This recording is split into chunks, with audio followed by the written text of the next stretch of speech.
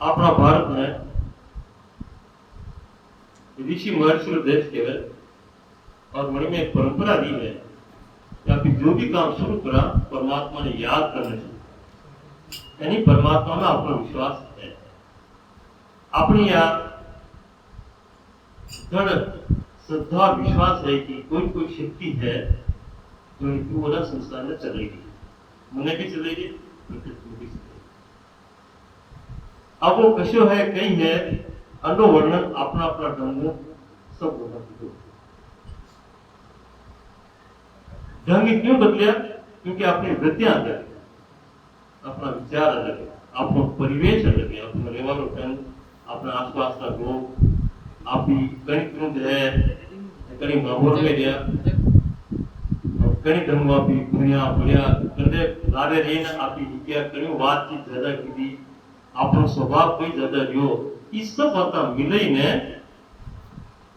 आपकी वृत्ति बनी और बड़ी वृत्ति के अनुसार पसी जो चीजें भी बदल गई और अनेक प्रकार की बात लगी परमात्मा के बारे में कि परमात्मा अशोक, लेकिन सब ध्यान रखे जाए कोई शक्ति ऐसी है जरा मनो भगो करे, हमारी रक्षा करे। आणि जो है परंपरा रे चाहता था परमात्मा ने ध्यान करावाते, चाहे कशो आप संसारों काम करा या भजन कीर्तन करा या कोई भी नयो काम शुरुआत जो करा तो परमात्मा ने याद है। वही याद में सत्संग में भी नियम है कि बिना गजान चले आते, ठीक है, मनाओ सैया गौरी के नंद गणेश। वही पहले एक दोनों ना हो गया, वही में मेरी सारी बात है कि गजानंद आनंद करो, गजानंद आनंद करो, कर संपत में शील। हे गजानंद जी, मुझे आनंद की ओर ले जाओ, आनंदित करो, कोई कष्ट विघ्न आए तो दूर करो और कर संपत में शील। मेरे पास जो कुछ भी है उसका मुझे अभिमान मत आने दो, वहां भी मुझे ठंडा रखा। शील कहते हैं तालाब को, समुद्र को, जो मेरी संपत्ति है, जो मैंने पाया है, प्राप्त किया है, उसका मुझे अभिमान ना आ जाए। कर संपत्ति में शील, और अगर मेरे कोई विपरीत उठे, मुझे कोई आपत्ति दे, कोई कठिनाई पहुंचाए, कोई सामना करे, तो पहली लाइन में क्या लिखा है कि गजानंद आनंद करो, कर संपत्ति में शील, दुश्मन को शरण दो। मेरा जो दुश्मन है उसको सज्जन बनाओ, शरण करो, यानी कि वो प्रार्थना है कि भाई दुश्मनी से कोई फायदा नहीं है, दुश्मन को शरण करो। शरण भी कैसा करो कि नूत जिमावे खीर, हमेशा न्योता दे दे करके, निमंत्रण दे दे करके मुझे खीर खिलाए, ऐसा उसको शरण दे। ऐसी दोस्ती, ऐसी मित्रता उसको भाव पैदा हो जाए कि मेरे प्रति की वो जो है मुझे बड़े प्रेम से बुला करके घर पर और खीर खिलाए, कितनी ऊंची देखो कल्पना है। तो ऐसी जो अगर गतिविधि हमारे जीवन की होगी तो हम बड़े आनंदित रहेंगे। बहुत सी आदि से अधिक परेशानी है दूसरा मेरे लिए क्या कर रहा है इसकी लेकर के हमारी काम है। हम तो करीब करीब भूल भी गए हैं कि क्या पता कितनी हमारी परेशानी है, लेकिन दूसरा मेरे लिए क्या कर रहा है उसकी छानबीन बहुत जरूरी है। दूसरा सुखी है तो हमें जलन, और दूसरा दुखी है तो बहुत अच्छा हुआ, इसको तो ऐसे होना चाहिए, इसके लक्षण ही ऐसे ही है। कहने का मतलब दूसरों के विपरीत हम पूरा जीवन बिता देते हैं, तेरी मेरी करते हैं, वो यूं है वो यूं है, सिखाना करना, नहीं करनी, क्या ये जीवन का आनंद है? ये तो कोई बात नहीं बनी। इसी में रह करके और फिर हम मरते दम तक अपने पीछे पीढ़ी को भी बताते जाएंगे कि फला से सावधान रहना, वो फला आदमी ऐसा है, ऐसा हो जाए तो ऐसा करना, तुम मैं ये कर नहीं पाया तुम करके बताना, मेरा अगर जो है वंशज हो या मेरी खून हो तो अगर तुम्हारे खून में दम है देख करके बताना, मरते मरते एक जा रहा उसको। यानी कि संपत्ति में शील वाली बात है। ये जो खींचातानी है ये क्यों पैदा होती है, इसको लेकर के हम अब ये तो हुई व्यवहार की बात, संसार की बात। अध्यात्म में भी बड़ी बीमारी है। तुम कम जानते हो, मैं ज्यादा जानता हूं। ठीक है, मैंने ज्यादा किताबें पढ़ी है, मैंने ज्यादा सत्संग की है, मैं ज्यादा गुरुओं के पास गया हूं, मैंने इतनी इतनी साधना की है, इतने इतने मुझ में अनुभव है। तुम तो कल परसों के क्या समझते हो, वो ये इस बात का जवाब दो, ये करो वो करो, इस तरह से जो है उसको।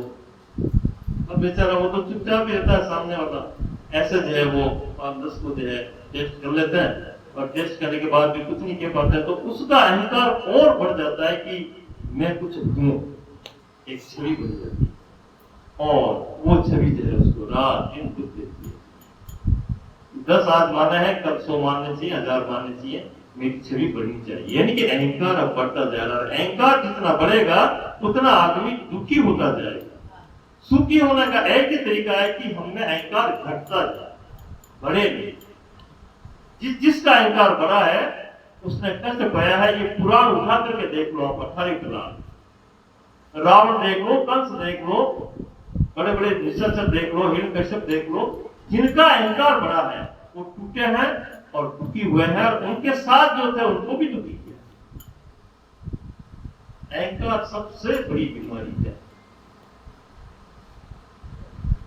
तो हमें कैसे जीना है, इसमें प्रथम बिंदु आता है कि हमारा अहंकार छोटा हो। अब एक इसमें प्रश्न उठता है कि हम मानव अहंकार नहीं करते हैं, किसी से आमना सामना करने के लिए तैयार नहीं होते हैं, खड़े नहीं होते हैं, तो सामने वालों को वार करना, उसको तो और सुविधा मिल रही है कि ठीक है बैठा है तो अच्छी तरह से इसकी जो है हाथ साफ किए जाए, इसको करेगा ना सामने वाला। इस पर यह प्रश्न हर एक के दिल में खड़ा होता है कि फिर हम अगर ऐसे जीने लगे तो हम जी नहीं पाएंगे इस दुनिया में, क्योंकि दुनिया का माहौल ऐसा चल रहा है। वहां कुछ न कुछ करना पड़ेगा, क्रोध भी बताना पड़ेगा, डर भी बताना पड़ेगा, भय भी बताना पड़ेगा, अपना सामना भी करना पड़ेगा, उनको रोकना पड़ेगा। और हम निरहंकारी बन करके अगर बैठ गए तो सब लूट के ले जाएंगे, हम देखते रह जाएंगे। तो फिर जीवन और जो है हमारा मुश्किल में पड़ जाएगा।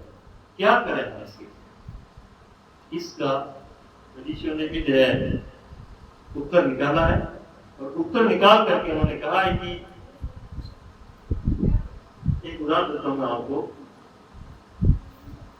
पहले ऋषि मुनि जहां तपस्या करते थे, जहां उनकी कुटिया होती थी, वहां मृग और शेर दोनों एक घाट पर पानी पीते थे,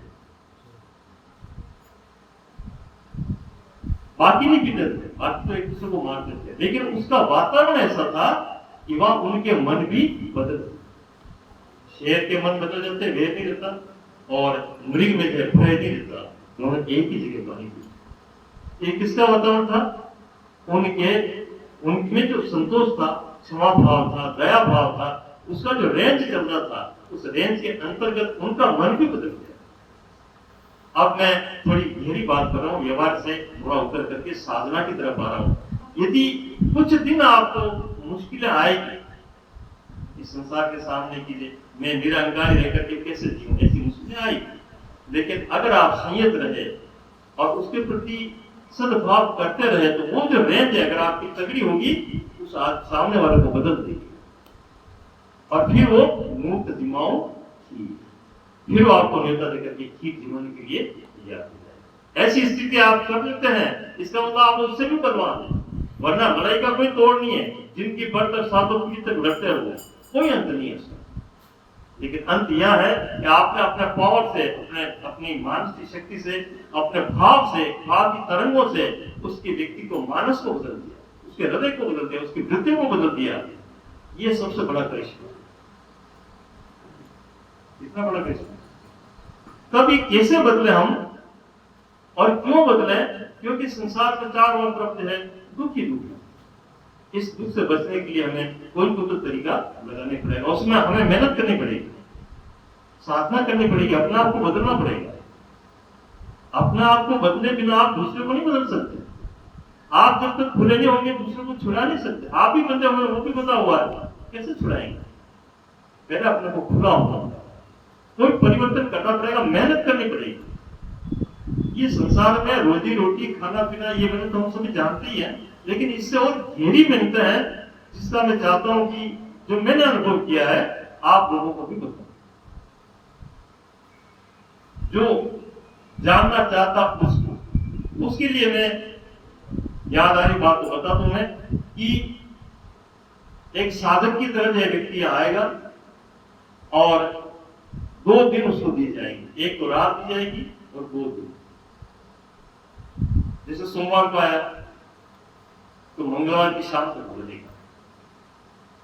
इस 2 दिन में उसकी साधना चलेगी, उसने क्या जाना है, क्या भजन बोले हैं, क्या उसने समझा है, सही समझा है कि गलत समझा है, और उसका प्रयोग किया, उसका कोई रिजल्ट आया है कि नहीं आया है, उसको समझ में आ रहा है कि नहीं आ रहा है। ये सब बातें बिल्कुल आमने सामने बैठ के करेंगे। अभी तो हम सत्संग में करना, आप तो पूछ भी नहीं सकते, क्योंकि मन डरता है कि ये पूछूंगा कहीं ये इसका जवाब नहीं आया, अगर ये बात दब गई लोग हंसेंगे, फिर मेरा क्या होगा। बहुत से लोग मुझे ज्ञानी समझते हैं और या मेरी हंसी हो जाएगी तो मामला बिगड़ जाएगा, इसलिए अच्छा है कि चुप रहेगा। जो भी अगर कमी है तो है, फिर अलग से मतलब हिसाब किताब करके निकालेंगे, लेकिन यहाँ नहीं बोला तो वो खुलता नहीं आगे। और जब आप इस साधक की दृष्टि से आएंगे तो और 2 दिन रहेंगे तो आप खुल करके बोले, मैं सुनूंगा आपकी बात, और कहाँ एरर्स है, कहाँ कमियां हैं, उस पर हम चर्चा करेंगे मित्र की तरह। कोई गुरु शिष्य की बात भी नहीं है, कोई डांट डपट भी नहीं है, बिल्कुल खुले दिल से बात करेंगे। और उसकी अगर आप जो है उस पर चलते रहे तो वापस जब आप आएंगे तो आप में क्या परिवर्तन होगा नहीं होगा, या आप संसार में कैसे जी रहे हैं। लोग कहेंगे आपको क्या बदल गया, ये प्रमाण लोग देंगे, आपको देने की जरूरत नहीं, स्वतः जो है धारा बदल जाएगी। तो एक ऐसा सेशन जो है यहाँ शुरू करने जा रहे हैं, पहली खुशी की बात।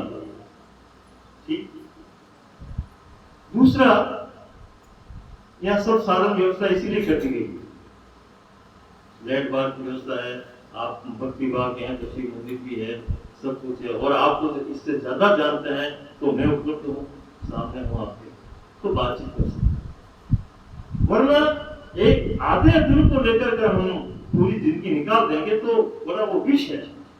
आधा ज्ञान जहर से भी ज्यादा खतरनाक। तो उस खतरनाक चीज को मैं आपके मन से निकालना चाह रहा हूँ, और इसमें अगर जो है वही सक्षम होगा जो इसके लिए तैयार होगा, अपने आप को बदलने के लिए, सुख की ओर बढ़ने के लिए, आनंद की अनुभूति करने के लिए, जीवन में कुछ नया करने के लिए, जिसके मन में रुचि होगी। वरना जो डर में चलता है वो तो कहेगा कि देखा जाएगा, क्या है जो होगा सो देखा जाएगा, वो कुछ नहीं करेगा। हिम्मत वाला इस काम को करेगा, जिसमें साहस है, कुछ नया करके देखना चाहता है, वो इस काम को करेगा। ऐसा हम कर रहे हैं। तो सब आप राजी हैं इसमें? ठीक है, बढ़िया बात है ये। इसमें आप पर कोई जोर जबरदस्ती भी नहीं है, आपकी जिज्ञासा, आपका मानस, और पूरे 2 दिन की तैयारी करके आपको यहाँ घर वालों को कह देना है कि मैं 2 दिन के लिए जो यात्रा पे जा रहा हूँ, मुझे याद करने की जरूरत है। ठीक है, मैं कुछ नया करना चाह रहा हूँ, मैं कुछ नया उपलब्ध करना चाह रहा हूँ, मैं खूब बढ़ गया आपके साथ धैर्य करके, अब कुछ जो है अपने को बदलने के लिए चला, तो ये काम आपको करना। ठीक है, तो एक ठीक है, कर अभी कोई आपका नाम करने ऐसा नहीं कर रहे हैं, आप मुझे फोन पे बता देते हो, और अगर मेरे नंबर ना हो तो नंबर है मेरे 787 784 9677। जैसे करीब करीब आप तो सब परिचित हो, सब जानते हो, तो संपर्क कर लेना कि मैं इस नई गतिविधि में जुड़ना चाहता हूँ, मैं इस झगड़े से बाहर निकलना चाहता हूँ। ठीक है, अच्छा, आप नई नई खोज करने के लिए अलग अलग जगहों पर भी गए थे, वहां भी मालूम किया, ठीक है ना। अगर इससे कुछ ऊपर बात मिल जाए तो मुझे भी ले जाना हो, मैं भी आने में तैयार, मैं भी सीखना चाहता हूँ। जीवन भर तक सीखना चाहिए, आगे सीखना कभी बंद नहीं करना चाहिए। वो आदमी है जीवन में सफल होकर के आगे बढ़ता है, और ये मनुष्य जीवन क्या है इसका आनंद ले सकता है। वरना तो रोजमर्रा की घटिया आदत है, इनसे ताने हम जीते रहे, ये कुछ नहीं। अब ऐसा क्यों करना चाहिए, इसके लिए चेतावनी के भजन भी जो है संतों ने बनाया है। चेतावनी के भजन क्या है, उसमें बताया जाता है कि तेरे साथ ये होगा, एक दिन तू मर जाएगा, ये सब मान समझना यही रह जाएगा, है ना, जन्म तेरा बातों में बीत गया, ऐसा कुछ है। एक भजन को संपत्ति खोलेंगे। ये अभी जो भजन आपने प्रस्तुति की गणेश रमना, ये राजकुमार है, राजकुमार बंजारा, इनके एक छोटे भाई भी हैं, उनको पार्स हैं, वो परशुराम करके, ये इनके बड़े भाई, इनको साथ दिया इन्होंने और रोटी का खिलाए रहते हैं। बड़े अच्छे सज्जन है, अच्छा व्यवहार इनका, अच्छी बहुत लंबे समय से संपर्क में है। तो अब जो बोलने जा रहे हैं संपत जी सोनी, वो जो है चेतावनी का भजन बड़े सुर और स्वर लय ताल में बोलेंगे। ये उसको हम समझेंगे कि ऐसा हम क्यों करना चाह रहे हैं, क्योंकि हमारे साथ क्या क्या बीत रहा है उसको इस भजन में जो है इसका अर्थ है।